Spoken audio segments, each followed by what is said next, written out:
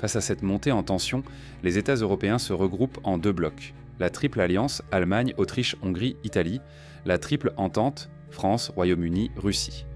Ces alliances sont censées garantir la paix. Mais en réalité, elles créent un effet domino. Si un pays est attaqué, tous les autres sont entraînés. Résultat, une simple crise peut se transformer en guerre mondiale en quelques jours. L'Europe est une poudrière, mais les tensions sont aussi mondiales. L'Allemagne veut des colonies, mais elle est arrivée trop tard dans le grand partage. La France veut reprendre l'Alsace-Lorraine et laver la Fronde de 1870. Le Royaume-Uni voit la montée navale allemande comme une menace à son empire maritime. La Russie veut se poser en protecteur des Slaves, surtout des Serbes, face à l'Autriche. Chacun a ses raisons de vouloir se battre. Les uns pour l'honneur, les autres pour le prestige, mais au fond, tous pour conserver ou étendre leur pouvoir économique et impérial. Et au centre de tout ça, il y a les Balkans.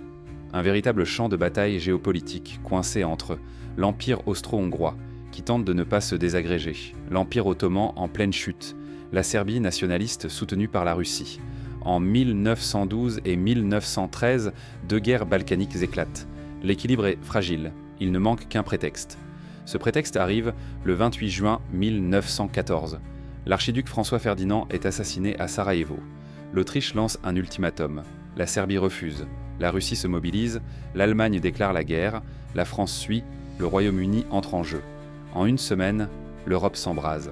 Il disait que ce serait une guerre rapide. Ce sera un cauchemar industriel, une hécatombe moderne, une guerre de position. 70 millions de soldats mobilisés, 10 millions de morts, des empires entiers rayés de la carte et un monde bouleversé pour toujours. Mais ce n'est pas l'assassinat d'un homme qui a causé tout ça. C'est un monde fondé sur la rivalité, un capitalisme impérial sans garde-fou, un système où la paix elle-même était un compte à rebours.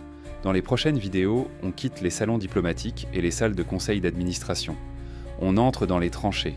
Dans la boue, le sang, les gaz, la peur, on vous montre les vraies batailles de 14-18 et celles qui ont vraiment marqué l'histoire.